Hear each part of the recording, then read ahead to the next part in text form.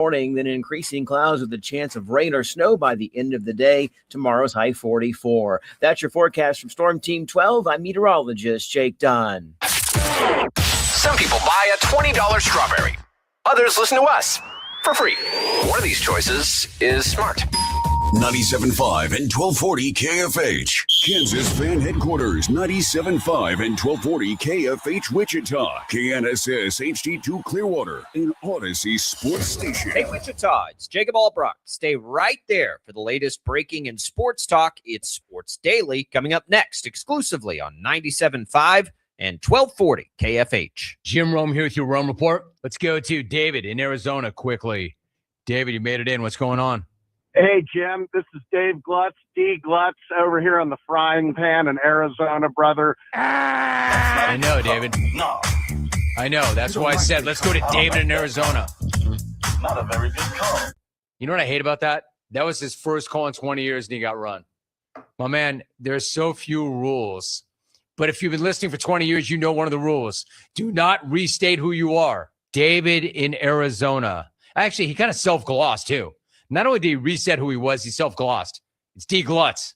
I think he actually did both. You're lucky I didn't run you twice, my brother. I know it's David in Arizona. That's why I said, let's go to David in Arizona. So there you go. Before you're upset with me for running you, be glad you didn't get run twice, but now you have. I'm Jim Rome. Remember, you can follow me on Instagram at Jim Rome. For nearly 2,000 severely injured veterans, everyday life has become filled with barriers. So we build specially adapted homes at Homes for Our Troops. And thanks to our donors and supporters, this life-changing gift of freedom is provided mortgage-free to these veterans. But we need you to join us too in completing this important mission. Please visit hfotusa.org and help build homes and rebuild lives. On the battlefield, there's a saying America's military men and women live by. Never leave a fallen warrior behind, ever. Off the battlefield, Wounded Warrior Project operates with the same goal. Wounded Warrior Project was created to help our men and women returning home with the scars of war, whether those scars are physical or mental. Wounded Warrior Project. We never leave a fallen warrior behind, ever. Learn more about what we do at woundedwarriorproject.org.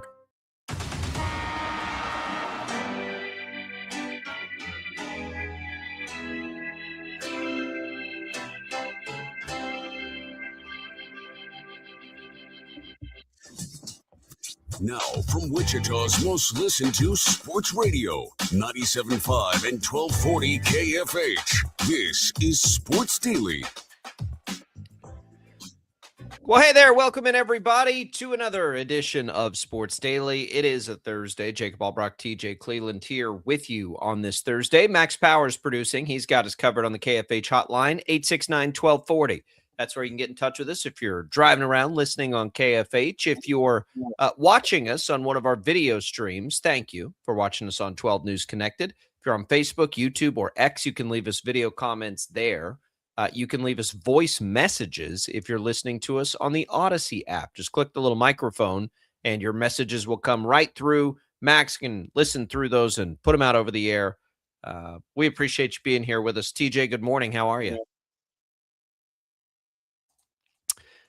We lost your mic there, TJ, and so we're going to tell you that we are going to have a busy show today. Tim Fitzgerald, our K-State Insider, will be in as K-State falls last night in their game at Arizona. So they are not in any good feeling right now. 24-point loss, 101-76. Wichita State falls to Rice. Yes, you heard that correct. Wichita State falls to Rice last night. So we will discuss that as well. Plenty to talk about there. We have those discussions. We got the CFP returning tonight, too. Did you even know that? Did you notice they're playing on a Thursday night? Miami, Ole Miss. Should be a good one. Major NBA star is traded. Surprise NFL draft entry from a popular college quarterback. And very unfortunately, a situation with another Chiefs player off the field that we'll have to discuss. It's all coming for you. What's on Tap, brought to you by Wichita Brewing Company, where you can drink Buffalo Sweat and help Buffalo right here in Kansas. In January and February at all 3 WBC locations, a portion of proceeds from every draft pint of Buffalo Sweat Oatmeal Cream Stout will help support Maxwell Wildlife Refuge. WBC pizza and beer made here. Let's try that again. TJ, good morning. How are you? This just pisses me off. What's wrong with my microphone? At the opening of each show, it's not even halfway through. We're going to do it as soon as we do it. I even test the mic before the show. People think I'm crazy here. We're going to get it figured out one day. It's on. Shockers last night. Couldn't sleep. Paul Mills said he's going to have a lot of sleepless nights, and so am I after watching what I saw last night. Yeah, look, it's I hate to say it's more the same, but it's more the same. Wichita State loses a game they had no business losing. We'll get into it. It's a very disappointing outcome. And we are now already on January 8th, I fear, creeping into that territory that we always fear with Wichita State of apathy, right? You know, do people default, tree falls in the forest, nobody's around to hear? Does it make a sound? Are Shocker fans angry or are Shocker fans apathetic?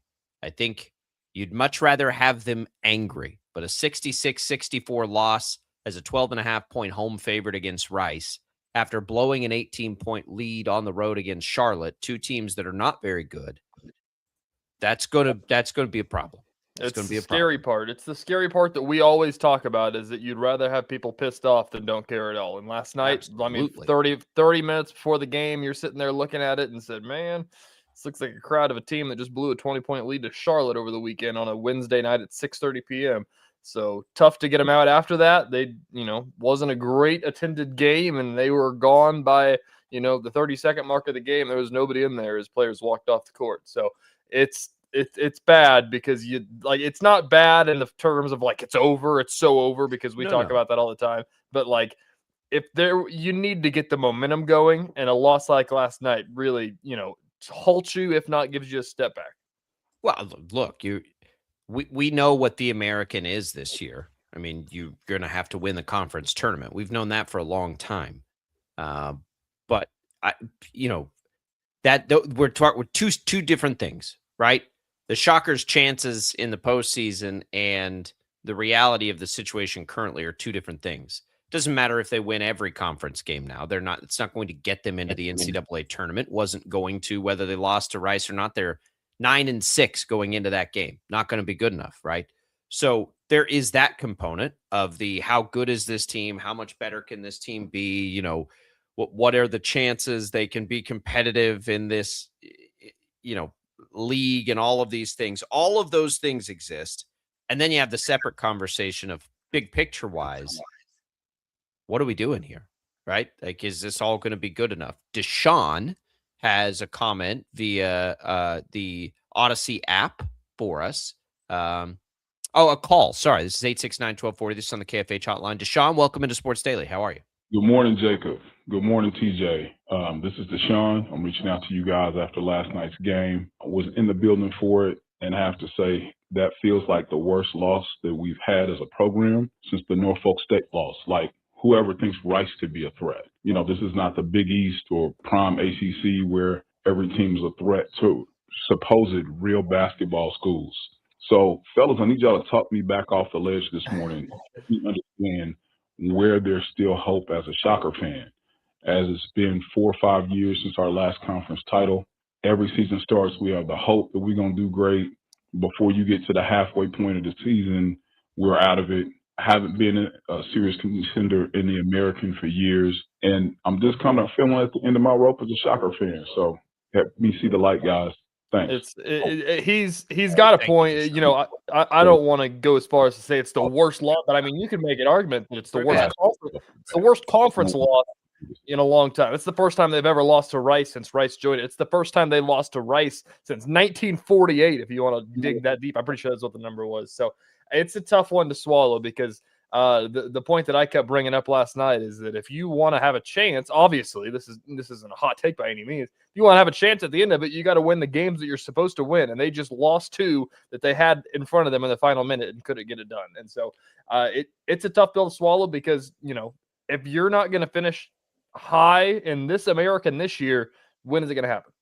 Well, look, and Deshaun's question is the question. The part that sucks the most is it's January 8th and we're having this conversation. Exactly. We just started conference play. The 1-7 conference starts the last 2 years did the same thing to us. It is so deflating, right? You have, and there was more, in terms of wins and losses the last 2 years with the bad starts, there was a little more momentum coming into conference play.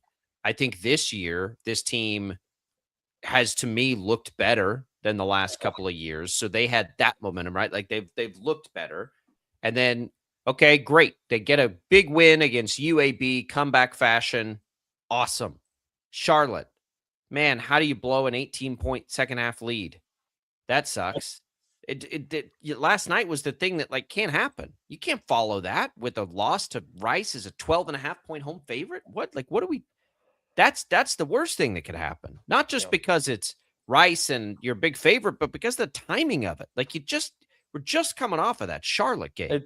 I think that the biggest punch in the gut about it all is the fact that they've now lost 7 games by 6 points or less is the stat of this. And it's and they're all a little bit of the same story. It's either they get into a hole to start and they claw back and can't get it done in the final minute, or they go up big, blow it, and then have a chance at the end and can't get it done. And last night they kind of had a big lead. They blew it, had to come back from a hole. They did. And then it was there at the end and they couldn't get it done. And it's, the definition of insanity. They didn't shoot very well last night. Nope. We're going to Deshaun's question, though, on what is the hope, we'll discuss if there is some. We'll also get into K-State on the other side. A Rashee Rice situation we'd rather not talk about, but we will. It's all coming for you here on Sports Daily. Don't go away. It's all Brockton Cleveland. Stick around.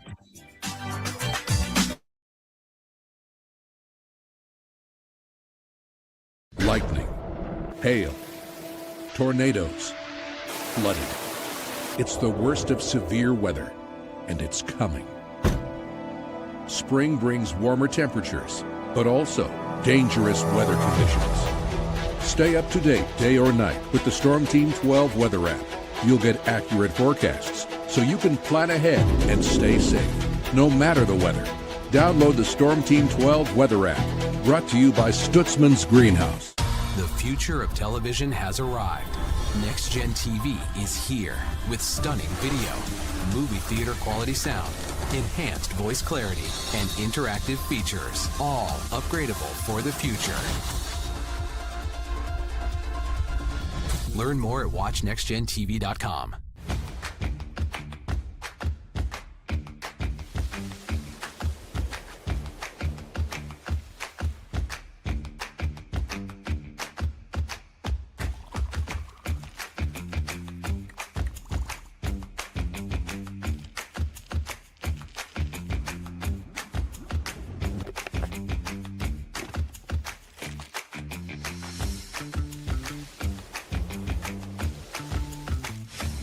Canvas of our imagination. They tell a story. Clouds affect the events of your day. Sometimes they growl, sometimes they inspire, but they're always the messengers of nature's mood, written in the sky. Storm Team 12 understands the language of clouds. We're dedicated to decoding their message, so you know what to expect. Behind every cloud, there is a story waiting to be told. Trust Ross Jansen and Storm Team 12, alerting you first to the impact on your life. We are following a breaking update. Every day, all day, stream the stories that have you talking near and far. Whoever is behind the wheel of this bus is not stopping. From hundreds of local reporters and meteorologists spanning the country. Chaos here this morning at the UW campus. Search LNL for the all-new Local News Live streaming app. Odyssey is one of the most influential audio and entertainment brands in the nation. You already know Odyssey's iconic local radio brands in Wichita. But did you know Odyssey has the country's best collection of music, news, and sports brands? Odyssey is also a premium podcast creator, major event producer, and digital innovator. Odyssey brings people together across the country and right here in Wichita. Odyssey also delivers meaningful radio and digital audio results. Find out our story and impact at odysseyinc.com/Wichita. Make yourself known now. 831001 in traffic pursuit. Oh my God, here. Investigate TV Plus begins with real people. We investigate stories that impact you and inspire change every day. Something is broken. Real problems. Why are they hiding it? And real solutions. My daughter was dying in front of me. What was your reaction when he said that? Investigate TV Plus, weekdays at 3:30 p.m. on KWCH. Sometimes people tell us, I don't get it, it's just tea. But let me tell you, we are so much more than just tea. With 20 plus flavors of sweet and unsweet iced tea, the possibilities are endless. Come on in and try them all for free to find your favorite or get us on the go for your busy lifestyle. And don't miss happy hour every day. So the next time someone tells you it's just tea, tell them to come by and find out why we say drink tea, be happy. Jim Rome here, lighting up your afternoons on The Jim Rome Show. Catch me starting at 2 on Wichita's #1 sports radio, Kansas Fan Headquarters, 97.5 and 1240 KFH.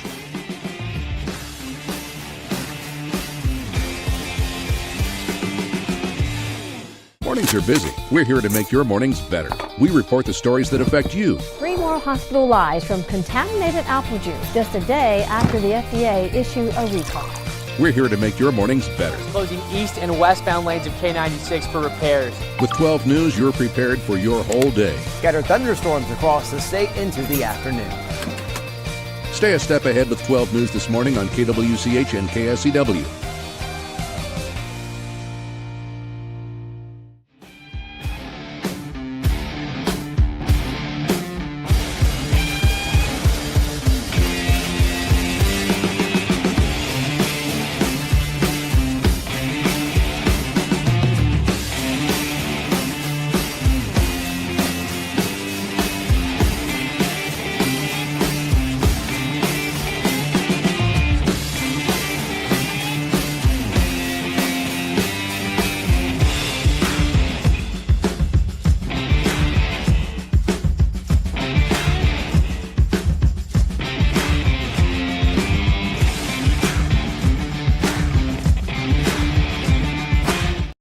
On KFH.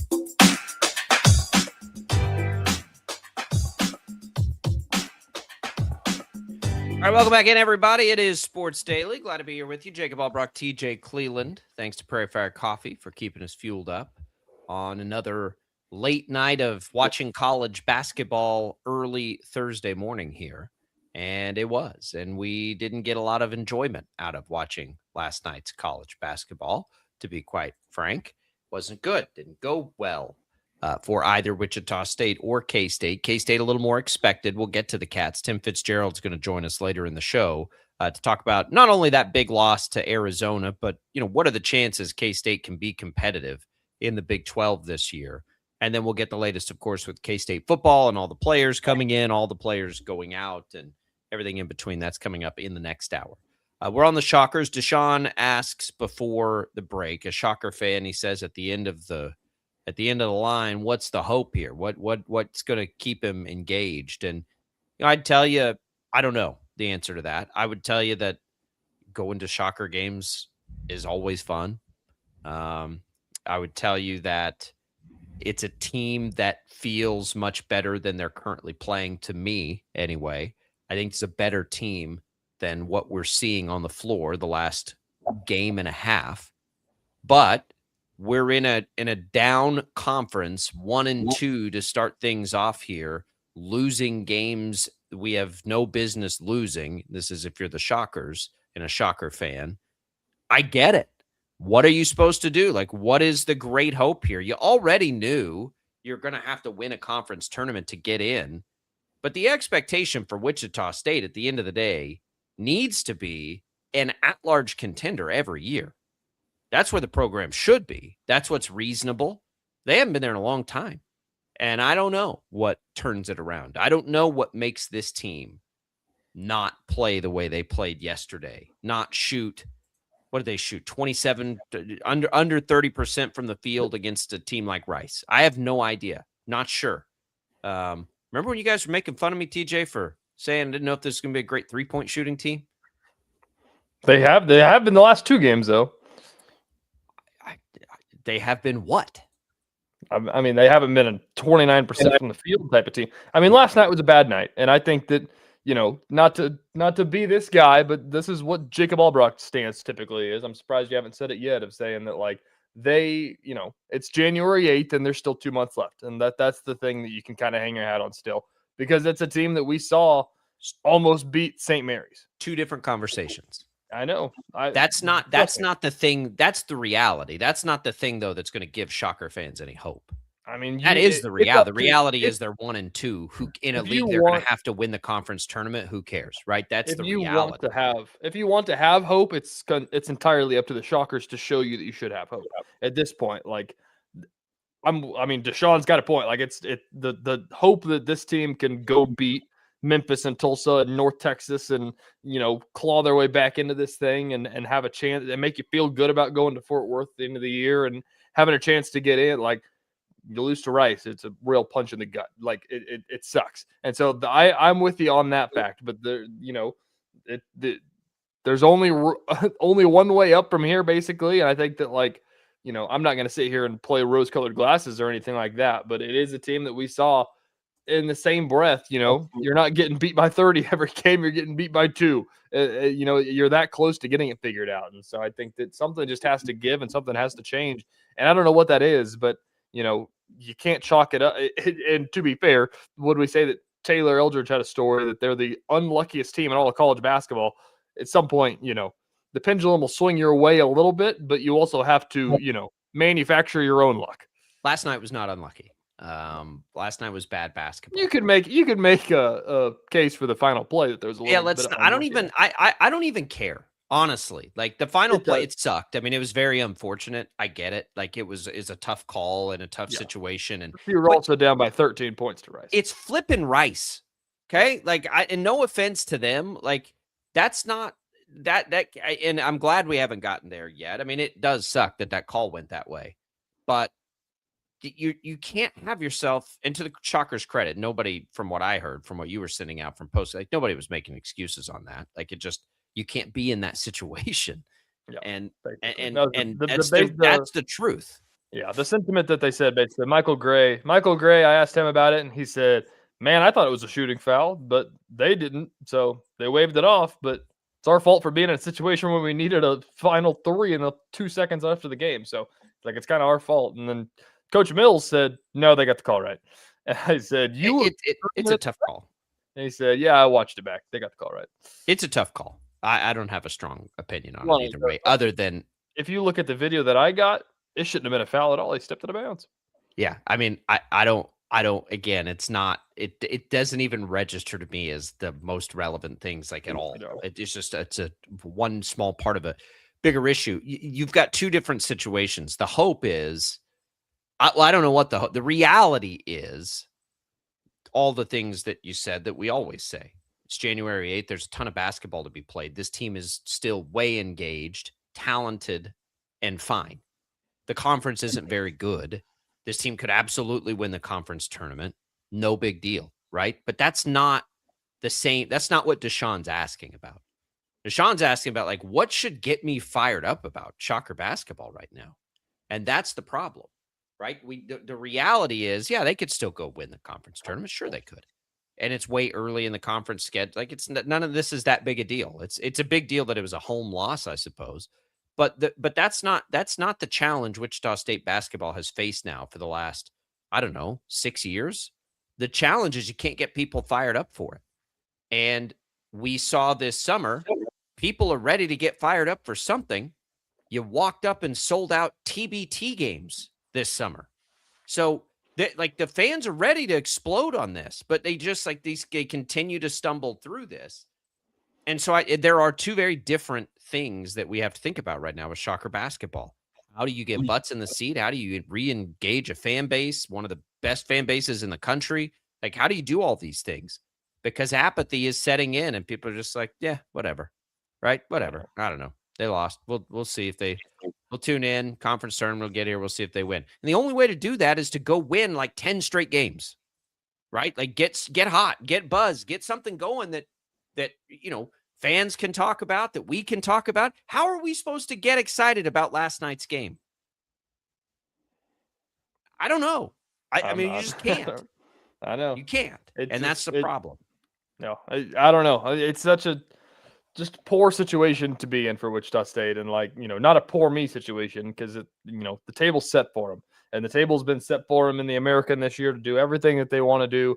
And I know Coach Mills talked about on Monday that they're not a big goal setting program; they're a habit setting program. But the habits didn't show up last night, and to me, and not to dog here. I mean, they shot 29% from the field, and they just didn't make shots. And so I don't know. It's just, I'm with you 100%. And I know that all the fans are as well, that, it sucks that we're sitting here on a Thursday morning talking about this, and people are going to go to the water cooler last night and say, hey, did you see the game last night? And they're going to say, who played? What are you talking about? K-State? The game that K-State lost by 30? That's what people are going to talk about instead. Charlotte and Rice are 2 of the 5 worst teams, according to Ken Palm, in the American this year. That'd be the fear. You know what my fear today is? They just lost 2 games to 2 of the 5 worst teams in the league. So how bad is it going to get? How bad is it going to get? Because we saw it get real bad the last 2 years, and they worse. better. If that's the case, then it's just going to be worse. They better put the clamps on this thing and get it together. The game itself. What can they do to be better? I'm starting to get a little worried, TJ, about Gray, Giles, and Boyd seeming like the only guys that are taking shots on this team. Core ended up taking some shots, but they're going to have to try to do something. This has to spread out a little bit, I think. When the Shockers have been, what's the best win do you think the Shockers have had all year? Northern Iowa? Is that the one we're pointing at just because of the quality of opponent there? Yeah, probably. Northern Iowa on the road. You're looking at a game. UAB on the road's a big one too. Northern Iowa on the road. We'll start there. And I've not looked these up. This is in real time just because I'm curious about it. You had 4 players take at least 8 shots in that game. UAB, another good one. But again, that was kind of a comeback win. I don't know that whatever. Well, let's just take a look here. That was a game where, Berg took 10 shots, Boyd 9, Giles 17, TJ Williams took 7 shots, Gray. A lot of guys were shooting. You watch a game like last night, and it's like they can't become that one-dimensional, especially when they're relying on shooters, because shooters get cold. Yeah. And if you get cold, you better be able to create some more offense than they did. Yeah. Yeah, it's just a weird scenario. I agree. I mean, Okorafor got to 7 shots eventually, but I mean, it took a minute to get there. I mean, Giles missed 10 threes last night. Karan Boyd went 0 for 7 from the field last night. It was just a cold night, and that happens in basketball, but you just have to find a way to adjust. And to their credit, they did. It was a little too late, and they ran out of time, and they couldn't get it done in the final second. And I mean, they tied it up and then immediately gave up a 7-0 run, and that was kind of what did them in there at the end of the game. So it's I mean, there's it's one of the ones where you watch it and you're just like, it feels like they just got outmatched by Rice. There's nothing you could say they turned it over 15 times. They shot themselves in the foot. It's just they could not make shots, and Rice looked better than they did. Wichita State right now is 191st in the country in made threes per game, 71st in 3-point percentage. So I don't like last night seeing a 3 for 13 performance from Kenyon Giles. I don't mind letting Kenyon Giles shoot, but the Shockers are never going to be the best version of themselves, my opinion here, if they're just chucking a bunch of threes. They're not it's a part of their game, but it's not the strength of the team or anything like that. They're in fact, they're probably better at it than they have been in a few years. But this isn't a team that can just start firing away. I don't think that's going to work. Where does the offense come from? You scored 64 points against Rice. 64 points against Rice. Rice is the 237th best defensive team in the country right now. You score 64 points? You've got just beat them down. Go get your buckets. Control that game. That's what watching last night. To me, it was a major offensive issue. Just no rhyme or reason to it. And I don't know why that is. I'm not smart enough to know why that happens. But if I'm looking at that game, it's where is the offense against this team? It just doesn't at home. It doesn't make a lot of sense. I agree. I mean, that's the best way to put it, is it doesn't make a lot of sense of what we saw. And so it's just, it's frustrating, and it sucks for all the fans involved. It sucks for the university that's just a situation that it is right now. And, the only person that can change it is the Shockers. They just need to go take care of their business. So, big chance to do it against North Texas on Sunday, who just beat Tulsa. North Texas is 134 in the Ken Palm. Wichita State's still a, top 4 or 5 team per the metrics. They just need to, and like I keep saying, like it's Chiefs-esque, like it's like this season, where it's like the Chiefs are showing you enough to make you think that they're still good, but then they lose the game. And it's like, well, I don't know. Are they good? Like they need to finish the games to make me feel better here. And that's kind of what it feels like watching the Shockers right now. I don't think the Shockers ever got started, let alone finish the game last night. But I agree with you. Usually it's just get it done. Last night to me felt a little bit less like, oh, they couldn't finish. They never got started last night. Put the clamps on it right now and make this a one-time. Like that is a bad loss. I don't know if I agree with Deshaun that it's the worst conference loss they've had in a long time, but it's the worst one I can remember in a long time. And so now you get to go play North Texas, Florida Atlantic, South Florida. You're going to play some good teams now. 2 of them are on the road, TJ. So let's not sit here 1-6 having that conversation again after the last 2 years going 1-7 to start. We'll see if they can get it turned around. They'll play again. That game against North Texas is Sunday, 2:00 at home, Charles Koch Arena.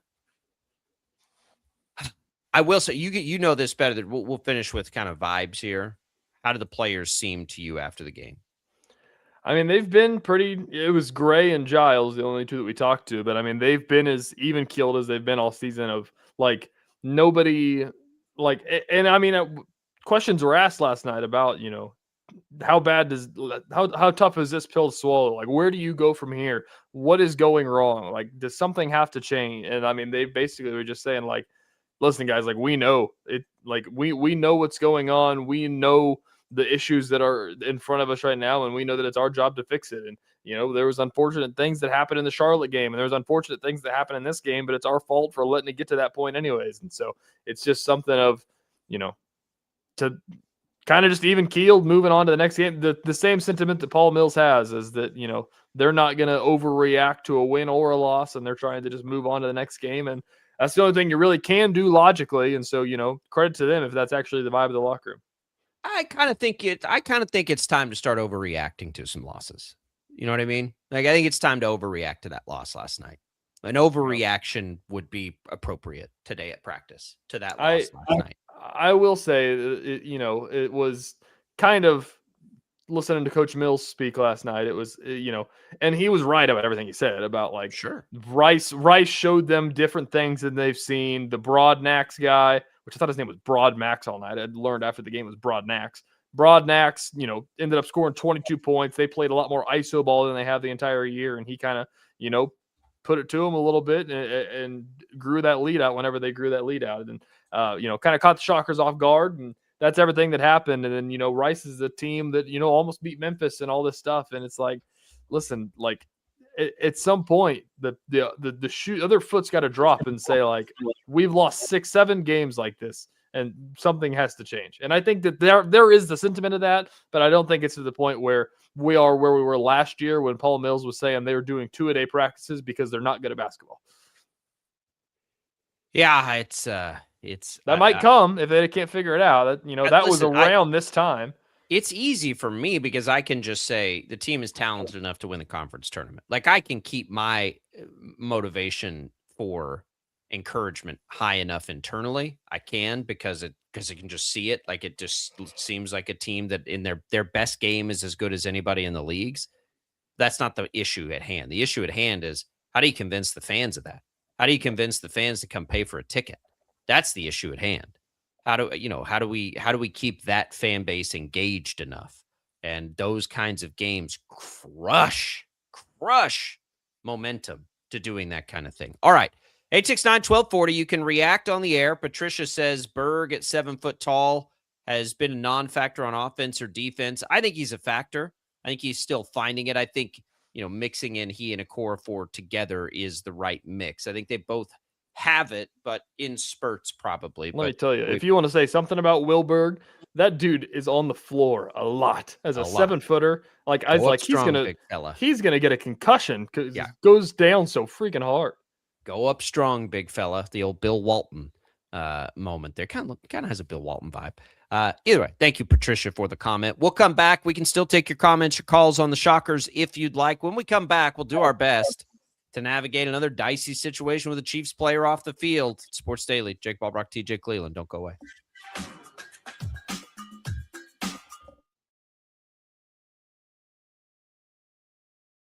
Lightning, hail, tornadoes, flooding. It's the worst of severe weather, and it's coming. Spring brings warmer temperatures, but also dangerous weather conditions. Stay up to date day or night with the Storm Team 12 weather app. You'll get accurate forecasts, so you can plan ahead and stay safe, no matter the weather. Download the Storm Team 12 weather app, brought to you by Stutzman's Greenhouse. The future of television has arrived. Next Gen TV is here with stunning video, movie theater quality sound, enhanced voice clarity, and interactive features, all upgradable for the future.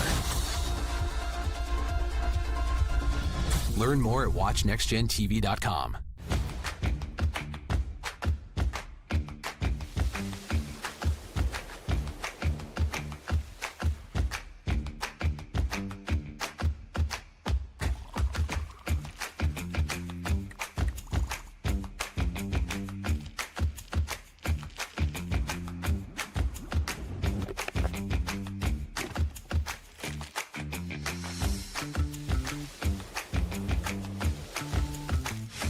The canvas of our imagination. They tell a story. Clouds affect the events of your day.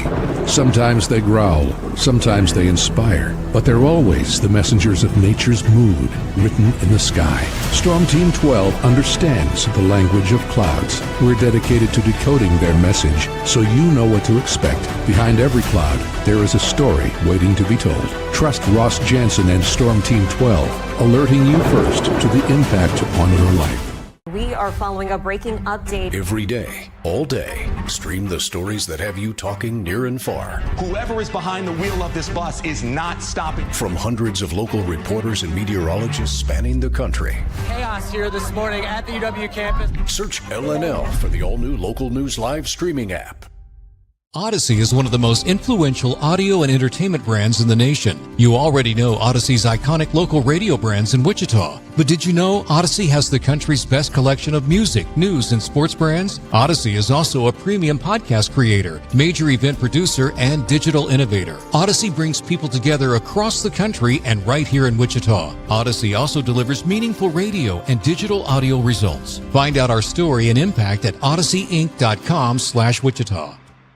Make yourself known now. 83101 in traffic pursuit. Oh my God, here. Investigate TV Plus begins with real people.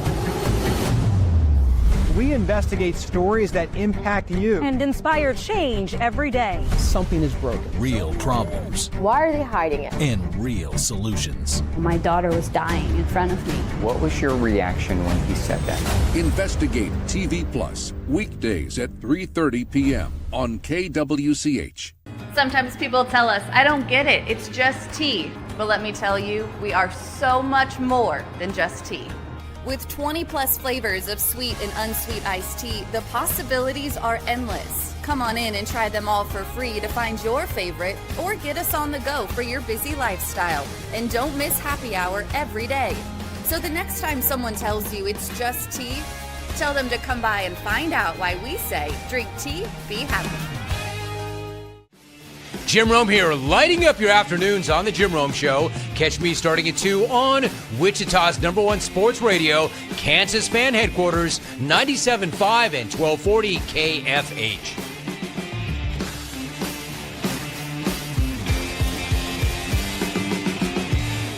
Mornings are busy. We're here to make your mornings better. We report the stories that affect you. 3 more hospital lies from contaminated apple juice just a day after the FDA issued a recall. We're here to make your mornings better. Closing east and westbound lanes of K96 for repairs. With 12 News, you're prepared for your whole day. Scattered thunderstorms across the state into the afternoon. Stay a step ahead with 12 News this morning on KWCH and KSEW.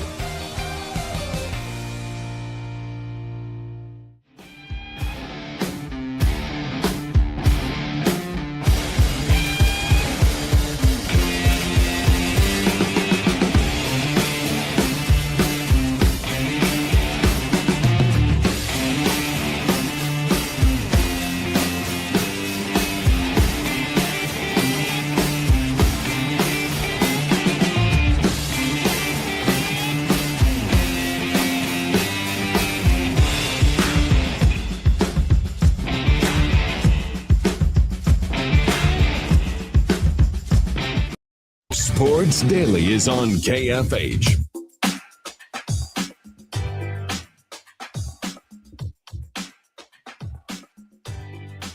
All right, welcome back in, everybody. It is Sports Daily here on KFH. John on YouTube has a problem with the coaching staff. Says they don't have an identity. They don't play defense. I thought they played okay defense last night, but they didn't against Charlotte. Certainly appreciate the comment there, John. Have folks reaching out to us directly. Michael on X saying it's a coaching issue. I mean, coaches are the accountable ones, certainly. That never changes, really. But it's certainly not easy. It's not an easy situation there at Wichita State as the Shockers continue to struggle. Shouldn't be losing games to Rice at home. We'll get back to it. Want to say thanks to Crestview Country Club for being a great supporter of the program. A little rain out there this morning. I can hear it. I don't know if you can hear it on my microphone. It's loud. Yeah, I can't hear it on the microphone, but I can hear it when I walk upstairs. And we showed a picture on the air yesterday that a viewer sent in on 12 News of like some early spring plants trying to bud. This is not gonna help that fact. We're gonna have more of that after some nice rain. And then it's at some point Mother Nature is going to drop the hammer on us. I know it's coming and I'm not ready for it. And just give me all the rain and 50-degree, winters that we can have, because I'm not ready to deal with what we dealt with last year in the cold. But, stick out there. Crestview Country Club, maybe they'll green up a little bit. The course looks great. Course is going to be in rocking condition next spring. Those trees that they removed, I don't know how often people are out there, but it looks really good, and it'll be fully ready to roll next year. 36 holes of golf. You can go out there and play it right now. Give them a call. Best time of the year to join, they tell us. So give them a call. Ask about those membership options and tell them we sent you from Sports Daily. All right, TJ. Look, the Rashee Rice story sucks. But there's not much you can do with these. It's one of those where it's hard to do what we do.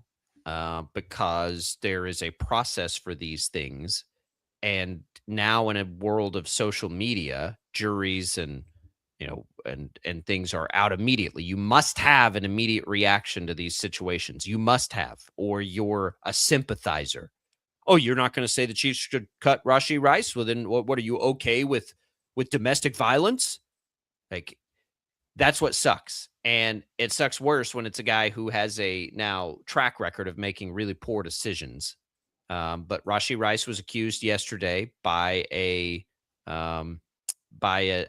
it an ex-girlfriend?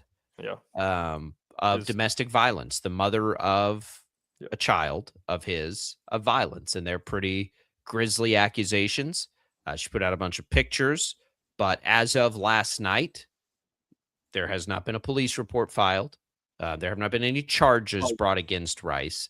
So we wait, and we wait very uncomfortably in another situation involving a Chiefs wide receiver off the field. And look, there have been instances of these where it was found that, that was somebody being dishonest. There are also instances of these that are some of the most horrific things you can imagine. The Chiefs put out a statement yesterday. The club is aware of the allegations on social media and in communication with the National Football League. We have no further comment at this time. So we wait. I mean, that's all.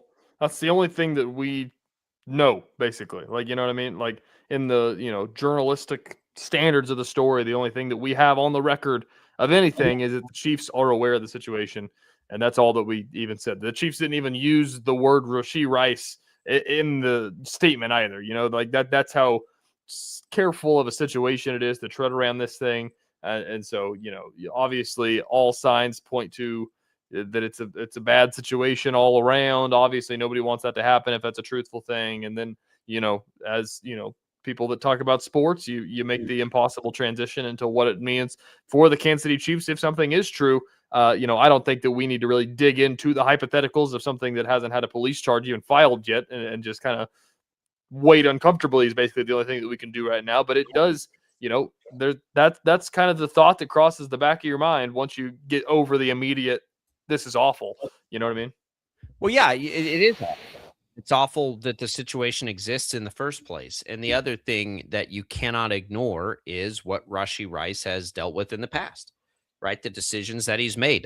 Unfortunately for him, that's the reality of life, right?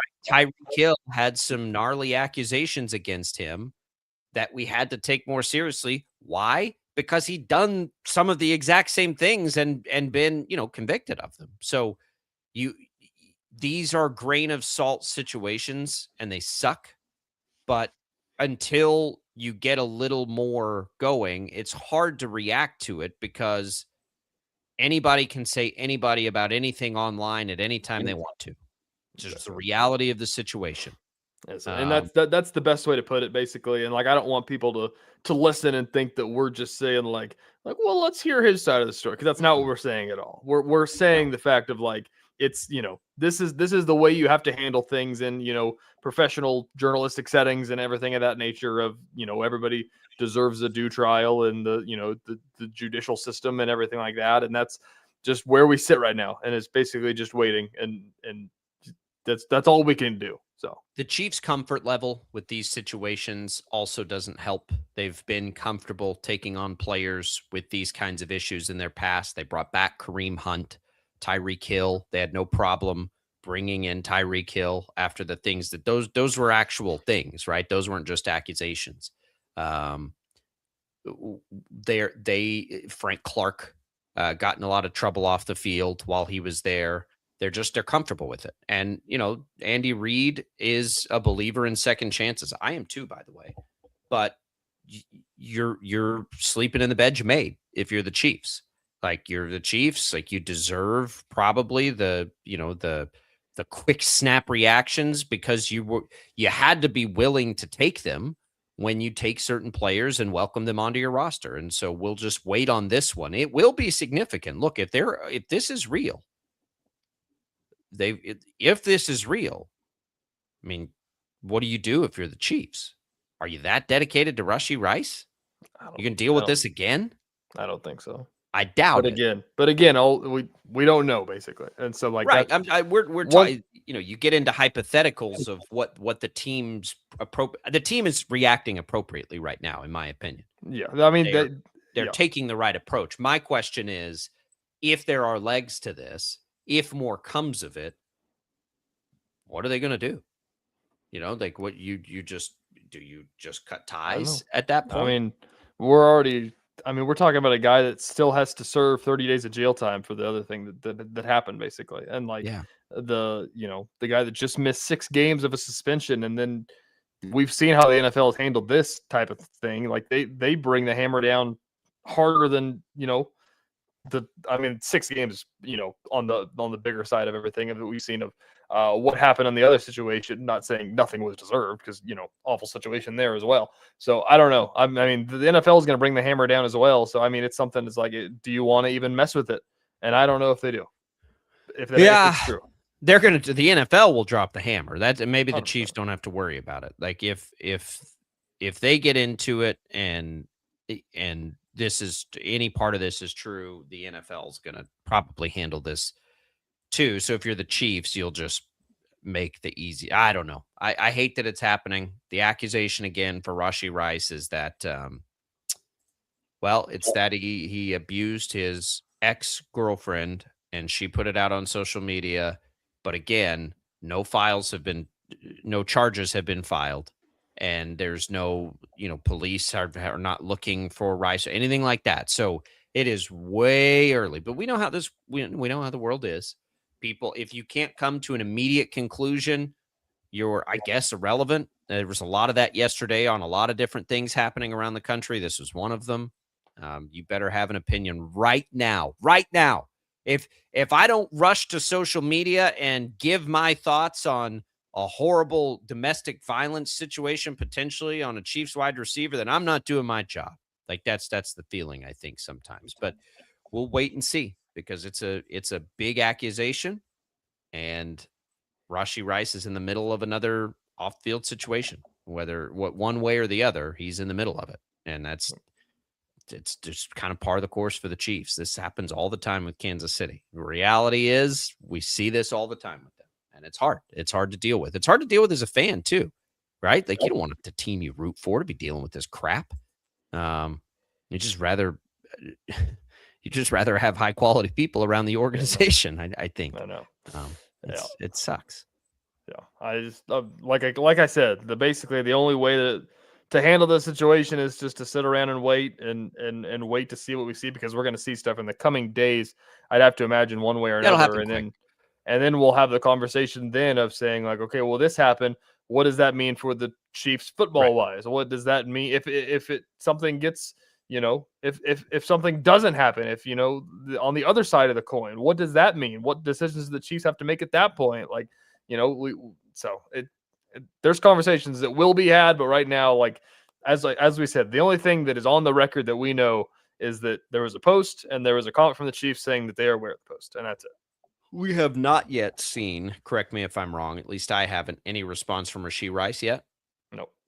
Okay. Well, that's what else we're waiting on. Yep. Is Rashee Rice to say something, whether he says, I didn't do any of this, or nothing. Nothing feels a little damning. Like, probably if you didn't do any of this, say, hey, I didn't do any of this. But we'll see what comes of it as the days go by here. All right, we're making our way through a third. You can give us your comments and thoughts on that. We won't have a ton for the reasons that we've laid out for you. It's hard to have comments on a situation that just is very evolving and very early on. But happy to let you discuss whatever you'd like about it. 869-1240. You can do that. And did you say something, DJ? No. Sorry. So we'll do that. We'll have in the second hour, Tim Fitzgerald is coming on with us here. We'll talk about, we haven't talked about it yet. We will. K-State got smoked last night. What are the chances here K-State can be seventh or best in the Big 12?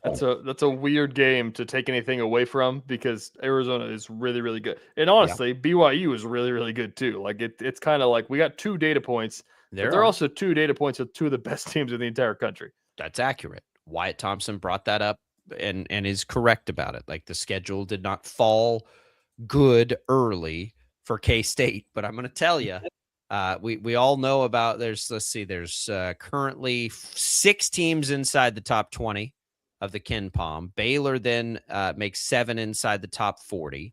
UCF, TCU both inside the top 50. You've got Oklahoma State inside the top 60. Cincinnati then, Kansas State's down at 72, West Virginia 74, Colorado 80, Arizona State 92, and Utah right now bringing up the rear at 131. So there is 1 team currently in the conference outside the top 100 of the Ken Palm. 1. That's it. 2 outside the top 80. It's not going to get a whole lot easier. Right? Like that.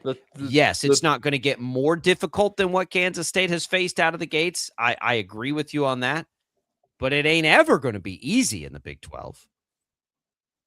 I mean, the funny part about it is that, like, even if K-State like rolled through their non-conference schedule and was like, we were beating our chest about, like, man, they've only got 1 loss and it was to Nebraska. Like, this looks pretty good. Like, the chances that they would have gone 0-2 in their last 2 games was still pretty high.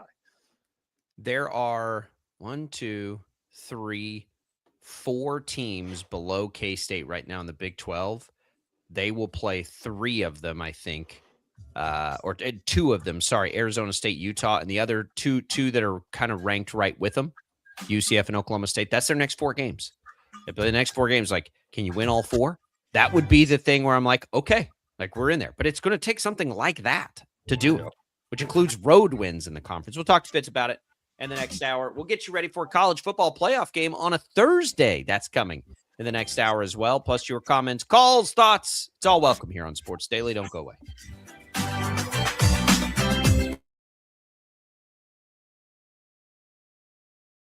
Lightning, hail, tornadoes, flooding. It's the worst of severe weather, and it's coming. Spring brings warmer temperatures, but also dangerous weather conditions. Stay up to date day or night with the Storm Team 12 weather app. You'll get accurate forecasts, so you can plan ahead and stay safe, no matter the weather. Download the Storm Team 12 weather app, brought to you by Stutzman's Greenhouse.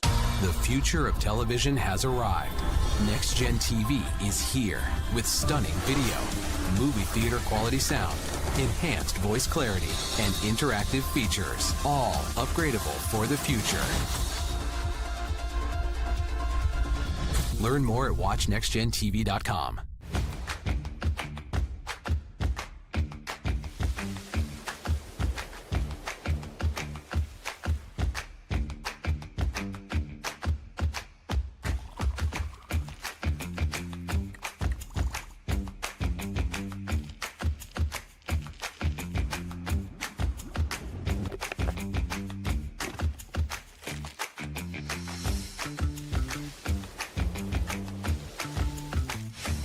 Canvas of our imagination. They tell a story. Clouds affect the events of your day.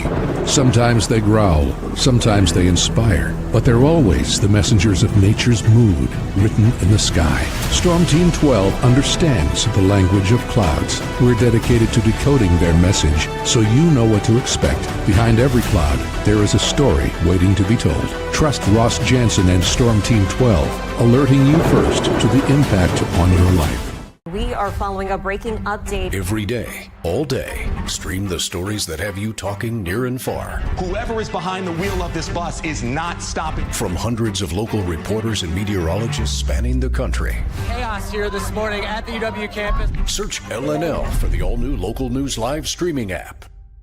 Odyssey is one of the most influential audio and entertainment brands in the nation. You already know Odyssey's iconic local radio brands in Wichita. But did you know Odyssey has the country's best collection of music, news, and sports brands? Odyssey is also a premium podcast creator, major event producer, and digital innovator. Odyssey brings people together across the country and right here in Wichita. Odyssey also delivers meaningful radio and digital audio results. Find out our story and impact at odysseyinc.com/Wichita.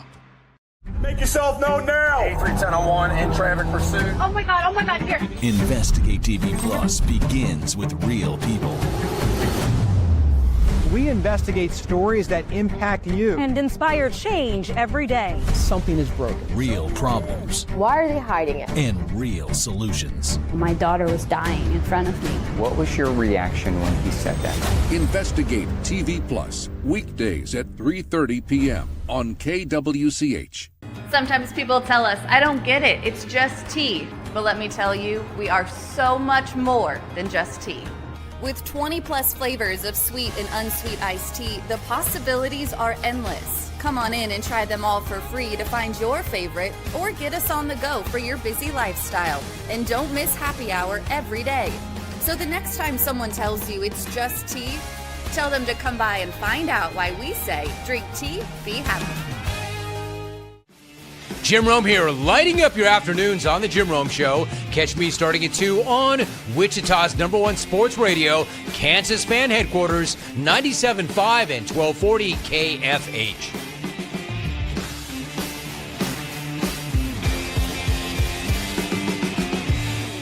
Mornings are busy. We're here to make your mornings better. We report the stories that affect you. 3 more hospital lies from contaminated apple juice just a day after the FDA issued a recall. We're here to make your mornings better. Closing east and westbound lanes of K96 for repairs. With 12 News, you're prepared for your whole day. Scattered thunderstorms across the state into the afternoon. Stay a step ahead with 12 News this morning on KWCH and KSCW.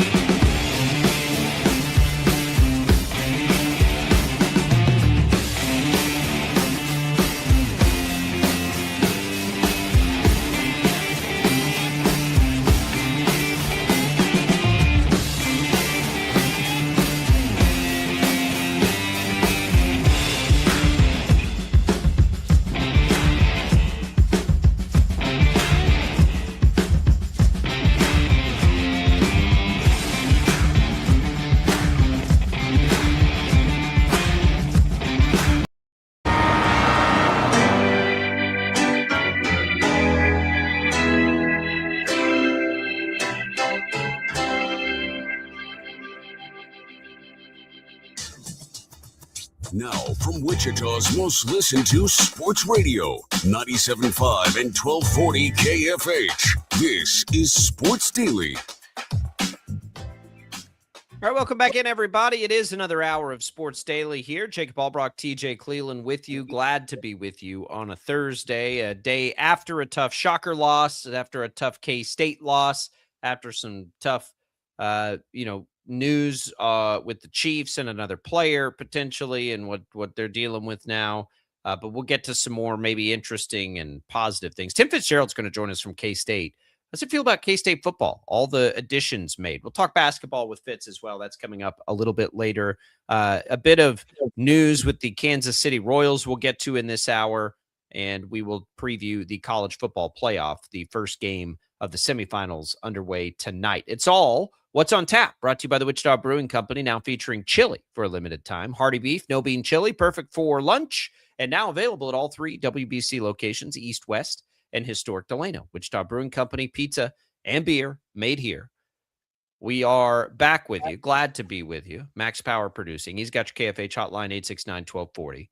You can watch us, of course, on 12 News Connected, on Facebook, on YouTube, on X. Listen to us on the Odyssey app. Lots of different ways to comment on the show.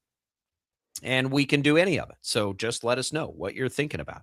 Shocker fans reacting, probably appropriately, this morning, TJ, to a very disappointing loss last night. We'll continue to take those reactions as well. But I want to talk a little college football playoff here, and then we'll get to the news with the Royals. We haven't actually had a chance to talk about the latest with the Royals, so we'll do that. But first, let's preview this game tonight. Who is the appropriate team to root for here, by the way? I don't think there are any bad guys in this semifinal. Miami, Ole Miss, Oregon, Indiana. There's no obvious, you got to root against this team. Yep. Who's the right team to root for out of these four? I don't know. I'd say that Miami of the four is probably my least one that I would root for. Okay. But I don't really know why. I think it's just because they've had success in the past. I grew up on the U, man. The U of the early 2000s was as cool a college football team as we've ever had. So I always have some affinity.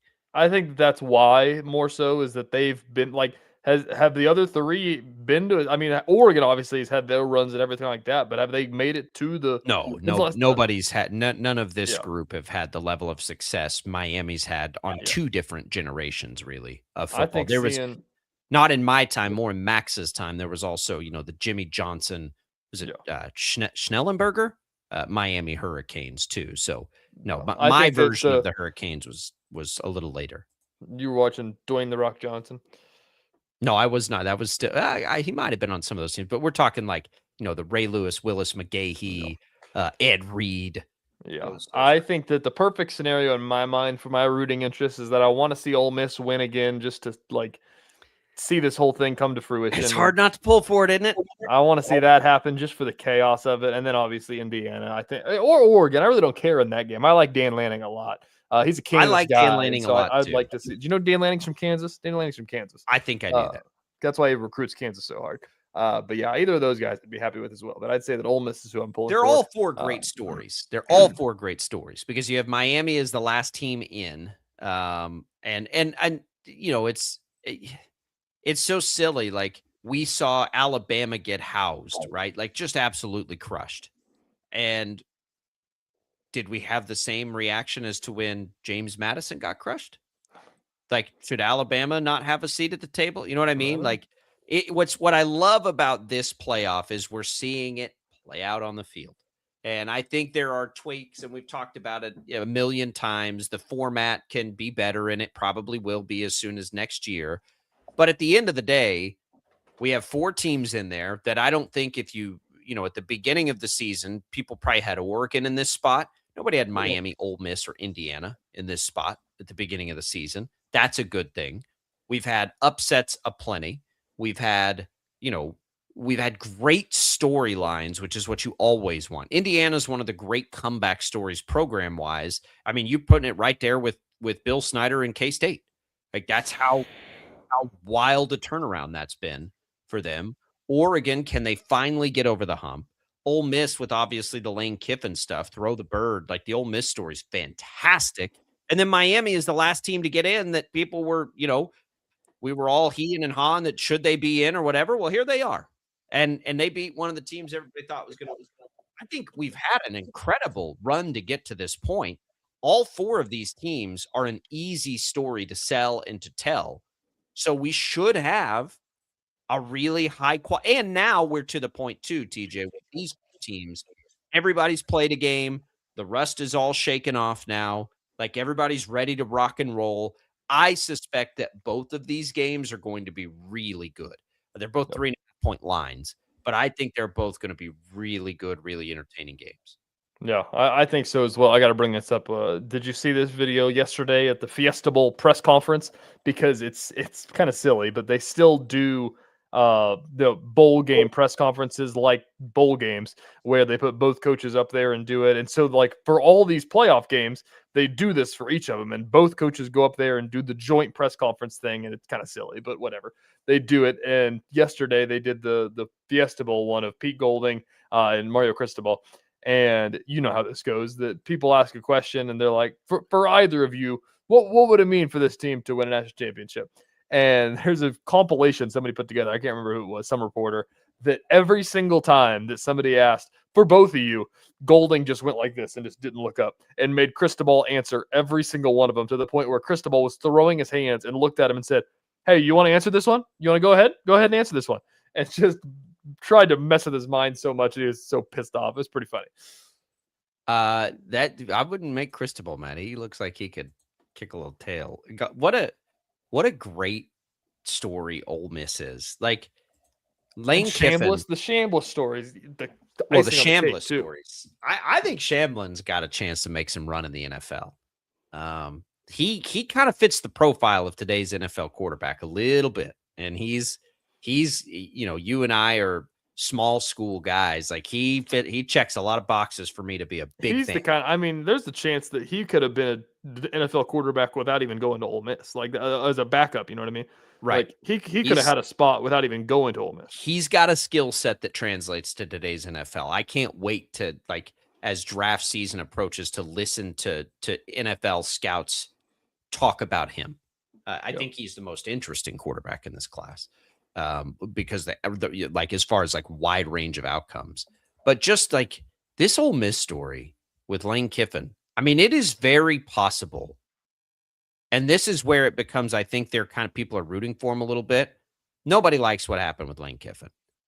He goes to LSU, middle of the season, whatever, tries to like come back, wants to keep coaching them, like all the weirdness of it. There is at least a decent chance now that Ole Miss goes and wins a national title and Lane Kiffin's fired in 3 years. And you want to talk about like decisions that you make? Like you chose to walk away from this. I mean, this is why. This is why it was such a major story, is because you had to make the decision that, like, that do you want the right now or do you want what could be, And why would you? Right? Why would you? I am wired so much more like Kurt Signetti than I am like Lane Kiffin.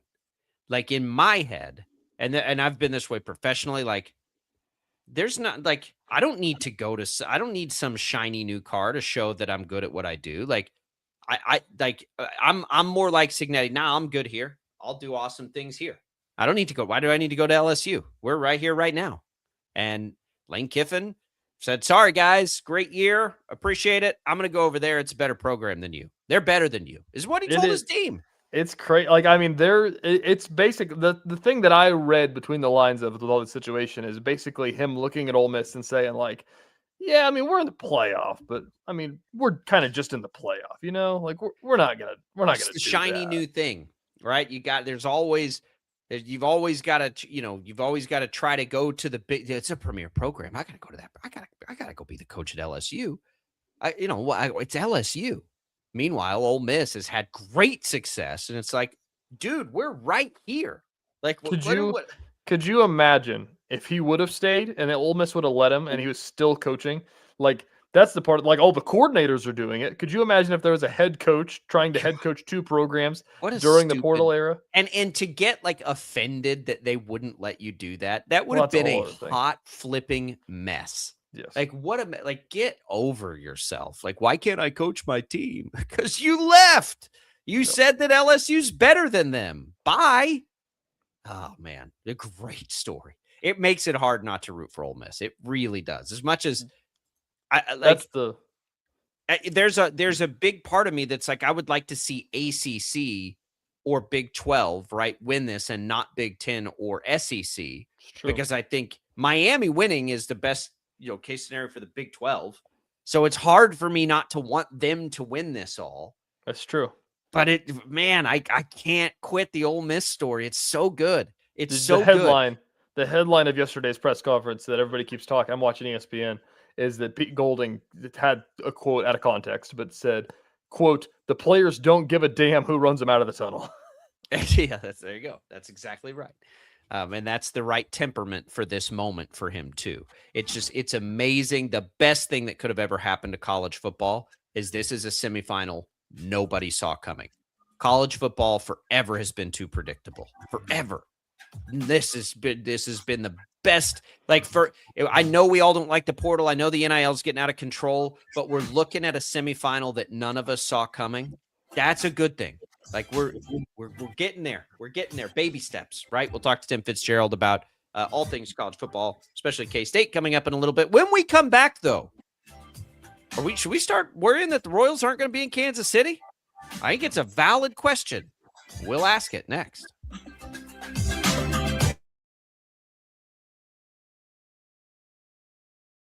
Lightning, hail, tornadoes, flooding. It's the worst of severe weather, and it's coming. Spring brings warmer temperatures, but also dangerous weather conditions. Stay up to date day or night with the Storm Team 12 weather app. You'll get accurate forecasts, so you can plan ahead and stay safe, no matter the weather. Download the Storm Team 12 weather app, brought to you by Stutzman's Greenhouse. The future of television has arrived. Next Gen TV is here with stunning video, movie theater quality sound, enhanced voice clarity, and interactive features, all upgradable for the future. Learn more at watchnextgentv.com.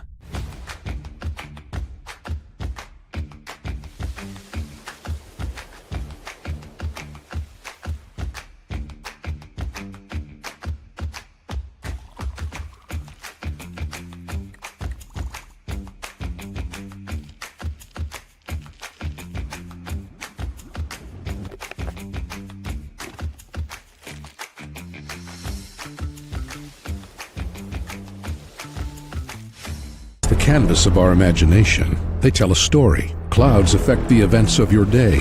Sometimes they growl, sometimes they inspire, but they're always the messengers of nature's mood written in the sky. Storm Team 12 understands the language of clouds. We're dedicated to decoding their message so you know what to expect. Behind every cloud, there is a story waiting to be told. Trust Ross Jansen and Storm Team 12, alerting you first to the impact on your life. We are following a breaking update. Every day, all day, stream the stories that have you talking near and far. Whoever is behind the wheel of this bus is not stopping. From hundreds of local reporters and meteorologists spanning the country. Chaos here this morning at the UW campus. Search LNL for the all-new Local News Live streaming app.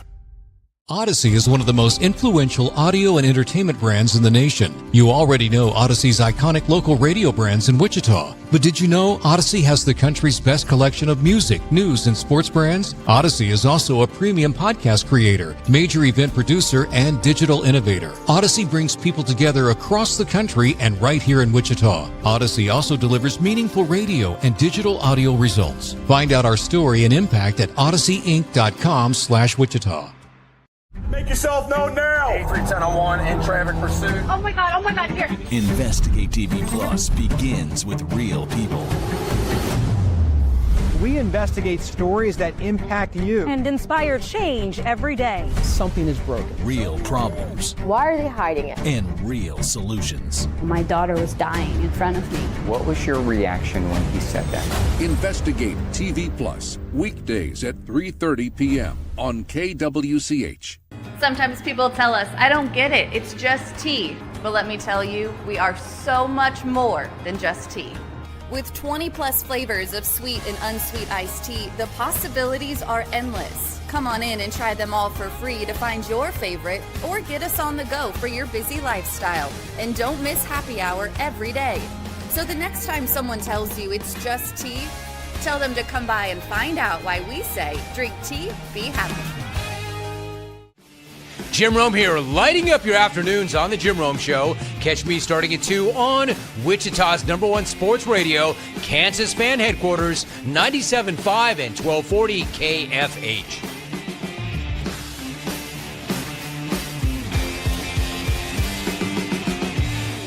Mornings are busy. We're here to make your mornings better. We report the stories that affect you. 3 more hospital lies from contaminated apple juice just a day after the FDA issued a recall. We're here to make your mornings better. Closing east and westbound lanes of K96 for repairs. With 12 News, you're prepared for your whole day. Scattered thunderstorms across the state into the afternoon. Stay a step ahead with 12 News this morning on KWCH and KSCW.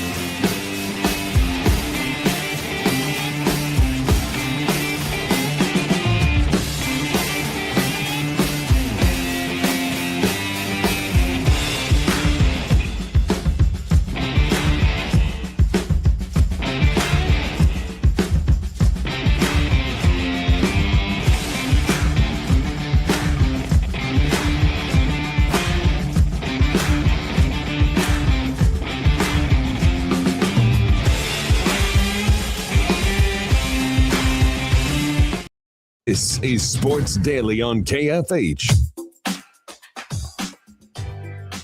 High school sports coverage on Sports Daily brought to you by Zentex Remodeling Group. Remodel your bathroom in as little as one day with Zentex Remodeling Group, ZINTEX.com. You'll have high school football coverage on Catch Kansas tomorrow night. TJ and gang ready to go for high school basketball season. You'll have a scoreboard show coming up as well here on KFH. So make sure you're tuned in for both of those things. As we come back, little Royals talk for you here, TJ. So yesterday, I guess, earlier this week, I don't know what day it was. I think it was Monday. We just haven't had a chance to talk about this. The state of Kansas basically said, all right, we're done with the Royals. Now, we suspected this, right? The state gave them a December 31st deadline to, I think, make a proposal. We've seen the Royals buy some land, but the lawmakers over and over were like, we're not extending that deadline. It's December 31st. And nothing came of it. And so now that it's passed, the messaging from Topeka is, yeah, we're done. And quite frankly, I'm not sure Kansas could support two of these anyway. So, okay, Kansas is off the table. Yesterday, it was Fox 4 in Kansas City reporting that Clay County is now saying basically the same thing. Gave them a deadline. They didn't hit it. We're done with the Royals. Same as the state of Kansas. All right. The Royals go from the driver's seat to about one option real quick. And that one option is a downtown stadium. They got voted no on 2 years ago. The downtown stadium did? That was the downtown stadium and the Chiefs renovation deal that got said no. No, that was you're talking about Jackson County. Yes. I think in downtown. Yes. That was a collective sales tax agreement type thing. I don't think that was ever going to be the next proposal to get them downtown. That was the proposal. That was the original proposal. No, I mean the next step. Like the next step to get them downtown. I don't think they're going to put up to that same kind of funding. No, it's gonna be a different deal. Yeah. Yeah. So now it's on. Like now, pressure's basically on the city. The place you go from this is that like if they're going to stay, there's basically one. They had like 6 options. 4 of them were in Kansas. One of them was in Clay County, and the other one is downtown. And so it's like there's one option on the table, and Jackson County has made a push of saying like we're going to make this happen and we're going to figure it out. And like now your clock is ticking to figure it out because you're the last ditch effort at this point. And then that was the first option, and you and I both agree it's the best option of all the ones that they've had. And so it's up to them to it's the one figure John out. Sherman publicly wants too. Yeah, it's the one that a lot of people. I think that if that vote didn't include the Chiefs, I think it would have passed. No, that vote wouldn't have passed because that vote was a sales tax extension.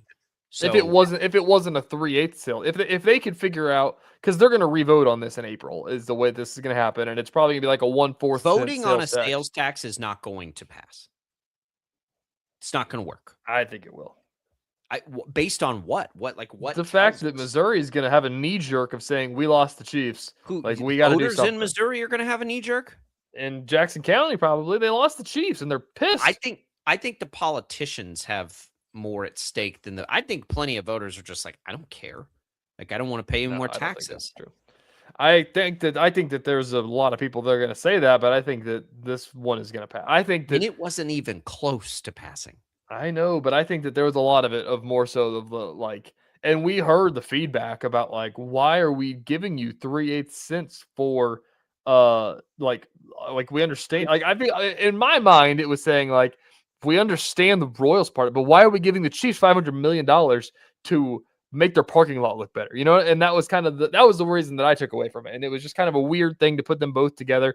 I think if they could separate it and do what they were talking about doing with the Chiefs, of saying, all right, we're going to do 1/4 cent instead of 3/8 because we only need one team and not two, and just say we're going to lower this and we're going to what's in place. Your taxes are going to go down and we're going to keep the Royals. The taxes aren't going to go down though. They will from what they are right now. Go up. But no, they won't. They're 3/8 right now. TJ, the 3/8 expires, so you're going from 0 to 1/4. Yes. It will be less than what it is right now. We just went through this with a Wichita school bond. Hey, no, we're not raising taxes. We're not doing anything. And it's like, well, actually, the tax expires. So yes, you are raising taxes. You're extending a tax raise that expires. That's like saying we're going to extend Chris Jones for 3 more years. No new money against the cap. It's just the same contract. No, it would have been 0. It's more than 0. And voters don't have an appetite for that right now. They better figure out another way to do it. Kansas got it through because Kansas didn't have to put it up to a vote. If there was a vote to bring the Chiefs over, it would have gotten real interesting. But they have a mechanism in place where they don't have to do that through a star bond. I don't know if Missouri can come up with something like that. I don't know if the city policies are the same as the county policies. And I'm sorry that I don't know Kansas City and Missouri politics and I have no idea. We'll have to get somebody in at some point. But to me, trying to go down the road of a sales tax increase, because that's what it is, in Jackson County is going to fail again. Yeah. But if it moves downtown and it is singularly the Royals, I have to imagine that the city also has mechanisms it can put in play here to do this. So that makes me think they're the chances of them by themselves going downtown rather than being a part of the bigger deal. I agree. I think that seems higher because they can maybe find some other funding mechanisms. But the problem with this is if you read what the Clay County guy's saying, it sounds like the Royals are being kind of weird with what they want and are doing. And they let two deadlines now expire. So what are you looking for, Royals? If you're looking for the same deal the Chiefs got, you're not going to get it. You're not getting 70% of your stadium paid for.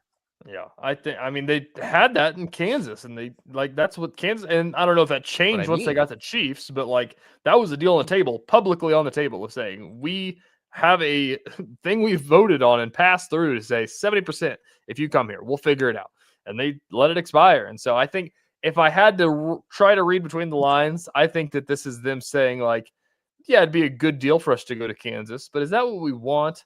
We want to go downtown. And I think that that's probably, that may be why Kansas was just we're not going to sit here and keep doing this just for you to go downtown and do what you wanted to do originally. Right. And that's probably what happened. And so I think that that's where they sit now of saying this is what we wanted. We want to go downtown. And now it's up to Jackson County to figure out a way to get it to happen. It's probably not this simple. I think one of two things happened. Either Kansas was stringing along the Royals or the Royals were stringing along Kansas. And I don't know which is which. I can absolutely see from Kansas's perspective, it was we would like to get one or the other, We know realistically we can't do both. We'd rather have the Chiefs, but we're going to use the Royals as leverage in this thing. I could also see the Royals saying, what are the chances they actually get the Chiefs? And if they don't get the Chiefs, they're going to come at us hard, and we can use that against Kansas City downtown to get a better deal there. I think both of those that's not even like a crazy conclusion to draw. Not sure it's either of them, not sure which one it would be, but it's a possibility. So now if you really let Clay County just kind of go away, which would have also kind of been downtown Kansas City, by the way, the Royals, we're going to find out a lot about John Sherman, because either they had a plan for all this and it's all lined up and they can turn the screws to downtown Kansas City, and maybe they can get a little from the county and maybe they can get a little from the city, and maybe it's a joint effort and or they just overplayed their hand big time. And if that's the case, back to the question before the break, the chances that the Royals could leave Kansas City are high. They don't have a place to play. I mean, they've said that. I mean, they're not staying at Kauffman Stadium. I don't think they can they? They claim they can't. They said they got the bad concrete that they can't play in there anymore. The lease is going to expire, though. But yeah, I mean, they'd have to sign a new lease if they stayed. But I don't think that's not going to happen. So I don't know. I mean, it raises the question of, you saw what happened as soon as that vote ended. The state of Texas was saying, "We'll take the Chiefs. We want them." So I mean, if it happens if it happens 2 times for the Royals for 2 straight years, basically, like when is somebody else going to be like, "Yeah, you know what? Let's come over here. We'll do it." There are markets in base that would like to have baseball teams. Yeah. I mean, if you get the Montreal Royals, like they'd love to have them back. There's a lot. But does John Sherman have the appetite to go that route? Or does John Sherman have more of an appetite to pony up his own money? More of it than he would have liked to. This is a tough one now. These are tough. And the problem is, and we've seen these pass through, I don't think they'll get the vote if it's a sales tax vote like it was the first time. I don't think the vote's there. So what are the other options in the state of Missouri? I think, didn't they just come back and try to say, oh, now we have this new thing, but we can't do it until later down the road with the Chiefs? I think they tried to put something through state legislature, something not as good as a star bond, but maybe similar. What's the appetite for the state of Missouri? Who will the state of Missouri have as a pro team if the Royals were to leave?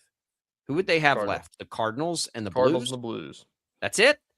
And you the got Kansas Battlehawks City sitting there as legitimately one of the great cities in the country, one of the more well thought of cities in the country that has all of this stuff going for it. Great arena downtown.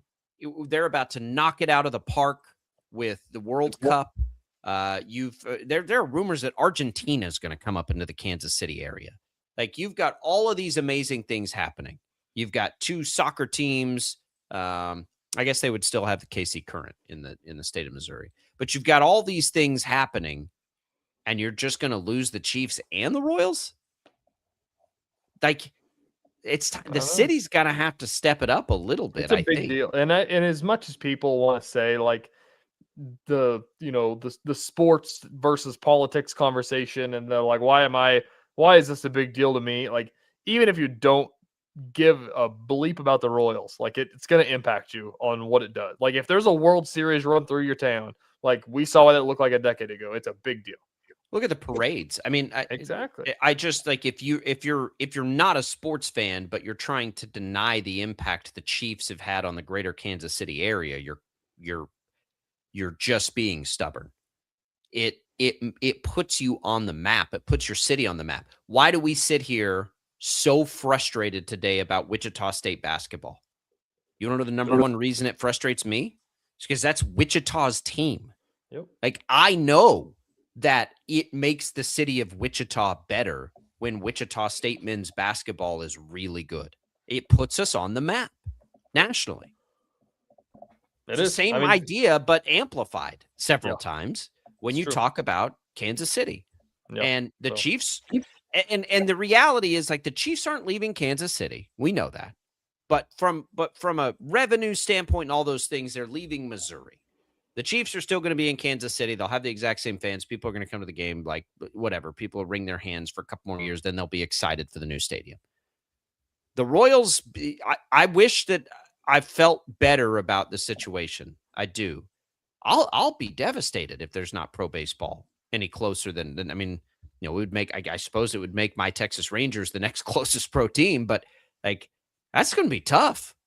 So get it together. Like, what are we doing here? And I don't have sympathy for John Sherman here. At the end of the day, if you leave, you'll choose to leave. You can afford to build your own stadium. Build your own stadium if you want a new stadium. But if you're the city of Kansas City, you got to come up with something, because now there's only one option. And if you're desperate, John Sherman has you right where he wants you. And maybe that's what ends up happening here. But if everything has to go through a vote, man, I just don't know if there's the appetite for it right now. People are sick of their taxes going up. They don't like it. We're about to have a big one here in the city of Wichita. Yeah. We'll see what happens. But when you ask people for a tax, like, nobody has the appetite for that right now in the current economy. I don't think that's going to change. People aren't going to start feeling the impacts of inflation the last 5 years enough to say, yeah, you know what? Let's throw another 0.25% on there so we can have a baseball stadium. I don't know. That just doesn't seem like that's going to be the thing. Maybe, I don't know. I mean, I do think that there is a real possibility that, like, I think that whatever I can't remember what it was, like 26% or something. Yes, last time or something. It was something of that nature, like 26 to 74. Yes versus no. Like, I think, like, if it doesn't pass, I mean, they're going to be right at 50. Like, they're going to get a knee jerk enough from losing the Chiefs to, like, people who voted no last time. Though you're not the voters are only the people in that county. You're not talking about people in Wichita or people in Wyandotte County getting a vote on this. Like, they don't get to have a say. You're only talking about the people that live in Jackson County. Yeah. Well, I mean, Wyandotte County is in Kansas. I don't know what your point is on that. My point is, my point is, you're looking at it from, like, all the Royals fans. There's an appetite from all the Royals fans to say, yes, okay, we can't lose them. The problem, and this is why it was such an overwhelming vote last time, is the financial part of this only impacts a sliver of them. And that sliver's got to take all the financial burden for everybody else's team.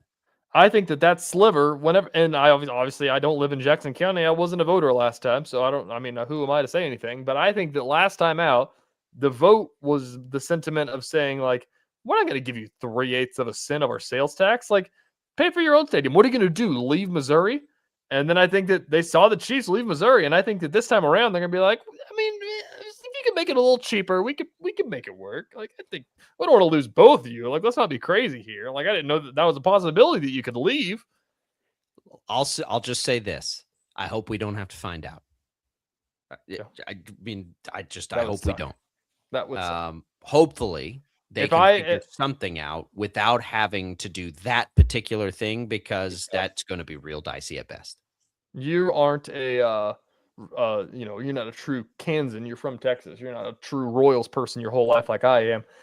If they leave, is it going to be a St. Louis Rams situation? Well, what will I have to do what would you do in my shoes if they move to Nashville? Are you a Nashville Royals fan? My wife has dealt with this with the Chargers. She's from San Diego. Is she still a Chargers fan? She don't care about the Chargers at all anymore. I mean, I think, they're in the playoffs. I think she'll be nostalgic for them, but no, she's like, all right, that's enough. I'm telling you, like, Brock Wilson grew up in St. Louis and was diehard Rams, and they moved to LA, and he said, all right, I'm a Falcons fan now. Who cares about them you find anymore? A new team. Yeah, you don't follow the Royals to some new city. I mean, you might for a minute because you like all the players, because you've gone with them. You just find a new team. You can welcome to the party. Welcome to being a Rangers fan. You can get there in 5 hours. Good luck. But it ain't, that's all you can do. I mean, maybe it's the Oklahoma City Royals and you don't lose anything because they're just as close. I don't know. But it's closer to Wichita. Yeah, I hope we don't have to have this conversation. And again, it ain't my money. It ain't my vote. So it's easy for me to sit here and say, so I'll say it. Just figure out a way to get downtown. Let's just pump the brakes. It'll be so cool too. It's the best option that they've had. If they have the pedestrian bridge, and then I think if they do that, then I think they can draw an NHL and an NBA team even harder than they have before. I think that I agree. I agree. All right, we're going to take a quick break. Tim Fitzgerald coming up next.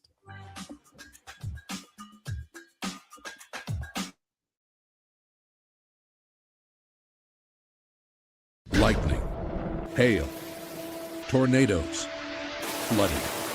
It's the worst of severe weather, and it's coming. Spring brings warmer temperatures, but also dangerous weather conditions. Stay up to date day or night with the Storm Team 12 weather app. You'll get accurate forecasts, so you can plan ahead and stay safe, no matter the weather. Download the Storm Team 12 weather app, brought to you by Stutzman's Greenhouse. The future of television has arrived. Next Gen TV is here with stunning video, movie theater quality sound, enhanced voice clarity, and interactive features, all upgradable for the future. Learn more at watchnextgentv.com.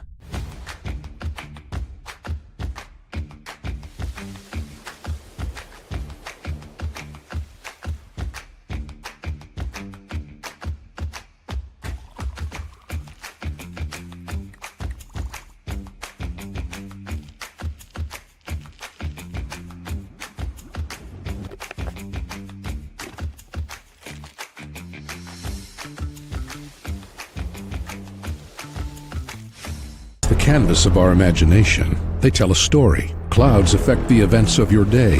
Sometimes they growl, sometimes they inspire, but they're always the messengers of nature's mood, written in the sky. Storm Team 12 understands the language of clouds. We're dedicated to decoding their message, so you know what to expect. Behind every cloud, there is a story waiting to be told. Trust Ross Jansen and Storm Team 12, alerting you first to the impact on your life. We are following a breaking update. Every day, all day, stream the stories that have you talking near and far. Whoever is behind the wheel of this bus is not stopping. From hundreds of local reporters and meteorologists spanning the country. Chaos here this morning at the UW campus. Search LNL for the all-new Local News Live streaming app. Odyssey is one of the most influential audio and entertainment brands in the nation. You already know Odyssey's iconic local radio brands in Wichita. But did you know Odyssey has the country's best collection of music, news, and sports brands? Odyssey is also a premium podcast creator, major event producer, and digital innovator. Odyssey brings people together across the country and right here in Wichita. Odyssey also delivers meaningful radio and digital audio results. Find out our story and impact at odysseyinc.com/Wichita. Make yourself known now. 83101 in traffic pursuit. Oh my God, here. Investigate TV Plus begins with real people. We investigate stories that impact you. And inspire change every day. Something is broken. Real problems. Why are they hiding it? And real solutions. My daughter was dying in front of me. What was your reaction when he said that? Investigate TV Plus, weekdays at 3:30 p.m. on KWCH. Sometimes people tell us, I don't get it, it's just tea. But let me tell you, we are so much more than just tea. With 20 plus flavors of sweet and unsweet iced tea, the possibilities are endless. Come on in and try them all for free to find your favorite or get us on the go for your busy lifestyle. And don't miss happy hour every day. So the next time someone tells you it's just tea, tell them to come by and find out why we say drink tea, be happy. Jim Rome here, lighting up your afternoons on The Jim Rome Show. Catch me starting at 2 on Wichita's #1 sports radio, Kansas Fan Headquarters, 97.5 and 1240 KFH.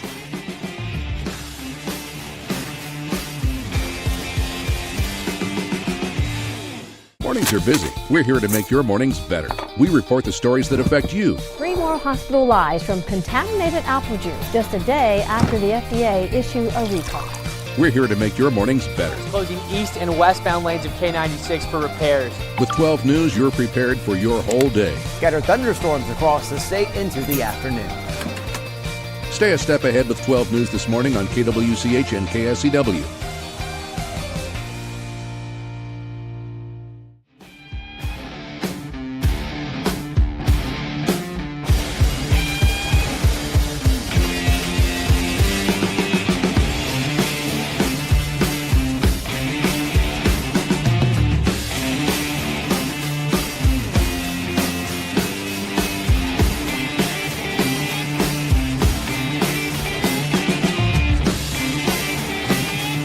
Come back up.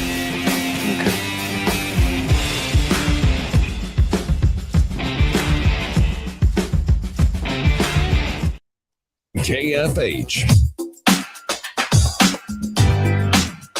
And now, digging deeper with the teams you follow, it's another Sports Daily Insider interview on KFH.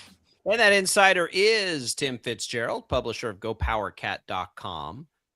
Lifelong, I say lifelong. I think it's lifelong, Tim, but at least long-time resident of this area. I got to ask, before we get into K-State, we're just talking about the Royals. Clearly, got to get downtown. I'm getting slack. Do you think, I'll just ask you, if the vote went to Jackson County voters again to extend a sales tax and it's just the Royals here because we know the Chiefs are gone, how do you think that vote would go? I think they might vote no again. I think Jackson County voters are sick of paying for these teams for the entire city, and I kind of get that, but I think they just need to get them downtown, and the attendance will skyrocket. I mean, how cool would that be to get off work, work in the morning, go catch a daytime game downtown? Man, it'd be amazing for downtown Kansas City. We're all Kansans. Do you have any idea of the mechanisms of the politics of the area to know, like, can they get downtown without a vote? Like, are there other mechanisms they can put in play? I don't believe so. It's going to require a lot of taxpayer money, and so maybe it becomes a citywide vote and not a county vote. Yeah, they got to figure something out. Personally, I think it should be a Missouri vote. Missouri should be paying for the Royals, help pay for the Royals. I mean, Kansas is going to pay for the Chiefs, probably a lot of money. I think Missouri needs to step up and pay for the Royals. It's crazy that now Kansas is saying, well, we're not interested in the Royals at this point. And Missouri's like, well, maybe we can do something here. It's like, come on. You're literally on the verge of creating the Charlotte Royals if you don't figure this out pretty quick. Charlotte. We said Nashville and Montreal. I'm glad we got our political insider, Tim Fitzgerald, on the show. Let's switch to our K-State insider, Tim Fitzgerald, on the show. We haven't talked in a month, Fitz. Avery Johnson's back. He said he's coming back. He said there's no loyalty in college football, and he's proud to be a Wildcat. That's significant. It is. It is. And it sends a message to the rest of the roster and the fan base. I just think the world of Avery because he made a very measured decision. He was quiet. Unlike most of us nowadays, certainly of his youth and his era, he kept it to himself. He waited and to make the announcement. I think he probably considered options too. He's a very level-headed guy, and just came to the conclusion that overall, not uprooting the entire family, because the entire family lives in Manhattan now, his parents, but it's, he's here. He loves it here. And now that he got his friend Joshua Manning to come in from Missouri, I think he's pretty happy right now. He's actively recruiting for K-State. So that's just a real positive jolt of energy. We were talking about Manning yesterday. I want to be excited about that, Fitz. Help me get excited, but I think it's going to need to be more than that. And I don't even know what's out there that could be more than that. But losing Jace Brown and going from Jace Brown to Josh Manning to me doesn't feel like a win. I'll just put it that way. No offense to Josh Manning, but in general terms, are we still confident that they can get a talent infusion pumped in here now that Avery's there? Well, that's a very valid question. First of all, I agree with you. I think fans are overly optimistic about Josh Manning. He's a good receiver. He's going to help Kansas State. But he wasn't a star at Missouri. He wasn't anywhere close to Jace Brown. I don't think they're done with receivers. I think they're going to go try to find exactly what we're talking about, someone that is, going to be kind of impactful.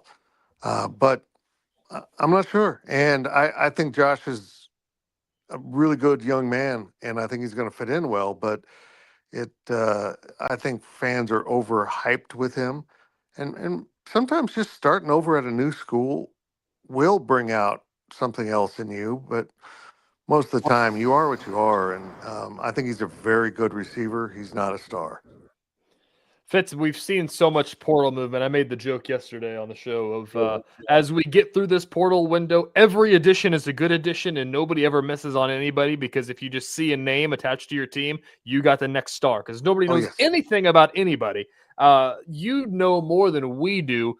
It seems like K-State has kind of attacked, maybe like a bounce back SEC type of player, maybe a call up from a group of five, which is kind of the window the Big 12 always lives in. What kind of characters have you seen from the portal class so far? Yeah, I think they are spending a lot of time outside of the Power Four, looking for guys moving up. There's a reason. They're cheaper. They don't have preconceived notions about how much they are worth. But it's just how the game's played nowadays, and it's kind of it's just an ugly process we're going through right now. It is, but it is what it is. I don't even know. Like, do we even have? We talk about this with you a lot, Fitz, over the years. Do we even have I don't know. Do we have hope that it gets better, or if so, when? When does it change? When do we see the next chapter? The next thing that has to happen, this is what frustrates me the most, is everyone in college athletics is complaining about this. I mean, from ADs on down at universities, they're all just up in arms about this and how chaotic it is.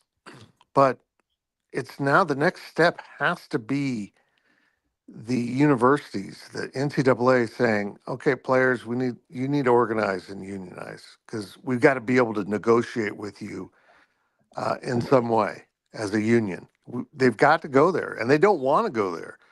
And also, they're probably going to end up with employees. Everything they don't want seems like it would calm things down. But I think we've also learned through this process, there are so many unintended consequences. We really fell for the idea that House versus NCAA, the settlement would calm things down. It's made it worse. And at this point, the only thing that can help the NCAA is some congressional protections and antitrust laws, and actually negotiating with players on compensation and that thing as a group, as a union, because everything that's happened here from the courts is a ruling that you can't apply rules to the players without them being represented. And I agree with that. And the NCAA just seems determined to not change that. Meanwhile, complaining the whole while about what the courts have done. It doesn't make sense to me. Yeah, Fitz, maybe when we're talking to you on this show in a decade, we'll have it figured out by then. As we have gone through this as well, we haven't spoken to you since we've seen the coaching staff start to get filled out. They get a former Jayhawk, Jordan Peterson, to come be their DC. Is a pretty big name to land. That was a co-DC at Texas A&M, opposite of Colin. That seems like a good one. They have basically everything except the OC so far. What do you make of the staff they've made so far, and do you know anything about the OC position? I want to clear up the rumor that I'm the OC because that's not true. I'm the OG. They've been talking about a guy that has a lot of experience. Maybe the not OG. I like that. Your kind of experience. I have no idea what they're doing with. I'm so confused at this point because I'm going to be honest. I'm not sure how many coaches he's hiring because they've softened those rules.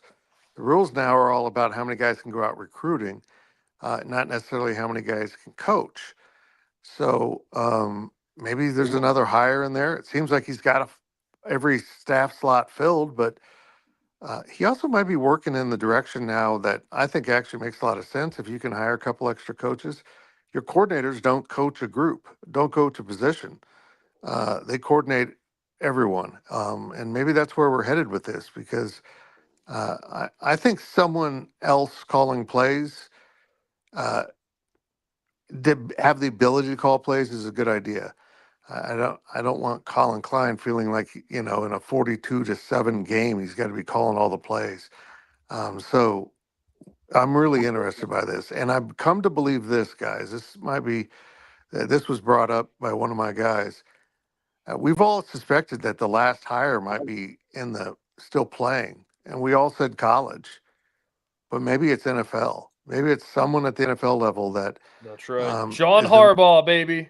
Yeah, you know what? There's a lot that makes a lot of sense. John Harbaugh for OC. John Harbaugh or Mike Gundy. Take your pick right now, Fitz. I would. You don't even know how excited I would be if it was Mike Gundy. Oh my gosh. All of that us would be would so cool. All of us would be. I would take a comb to press conferences to comb that thing out. But real quick, Fitz, back. Before we talk hoops, as we're talking college football, we asked this question earlier. What is the right team to root for in the CFP semifinal?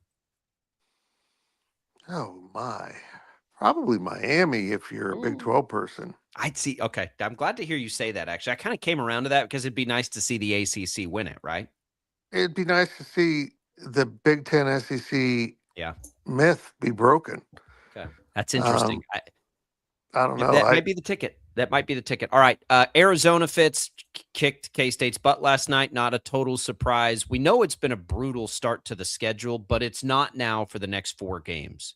So if K-State's going to show us that they can be in the top, let's call it 7, 8 of this league, how many of these next 4 do they need to win, and can they? Yeah, that's the big question. Well, I've been focused on the next 2. They got to win the next 2. They're at Arizona State on Saturday. Shout out to Ryan Gilbert, who's getting a brief Arizona vacation between these 2 games. Then they come home and play UCF, which is playing pretty good basketball, but they're a lot better at home. They got to find a way to win games just to get the momentum back. And if they win those 2, I'll be open to talking about anything else, but I think they need a shorter runway to get back on track, because if you start talking about 4 games with these guys, they'll trip over the first one. So this just shows you got to play defense. You just have to play defense. And I just saw a story from Kellis Robinette of the Eagle that Coach Tang was upset they didn't shoot enough threes. They shot 36? This is bizarro world. I don't even know what's going on right now with, that ain't going to work. I mean, if you play bad defense and miss threes, you're going to lose by 25 points on the road. But let's be honest, based on those 2 teams, based on what I saw last night, 25 was a reasonable outcome for KState. That was a 40-point team, 40 points better. What does it say about last night that I got back from the Shockers game and I asked our sports anchor working that night, I said, how's K-State doing? They said, they're down by 13. I said, that's not bad. Yeah, that's pretty good. Well, you know what? It was dreadful in the first half. It reached 20. They got it to 15 at halftime. Then they came out and got it to 9 within 4 minutes. They're down by 9. It's a new game, right? No, Arizona said, okay, break time's over. Boys, they are so good. I was just blown away by it. This conference is going to be brutal. So back to your point, Jacob, K-State's got to win when they can win. Yeah, which hopefully is the next at least 2. I agree. It might need to be the next 4. Fitz, we appreciate it. Go powercat.com. Go find all your K-State coverage there. Follow Fitz at Life of Fitz on X. We'll talk again next week. Happy New Year. Thanks, boys. Good to talk to you. All right, we're coming right back. We got more Sports Daily. Don't go away.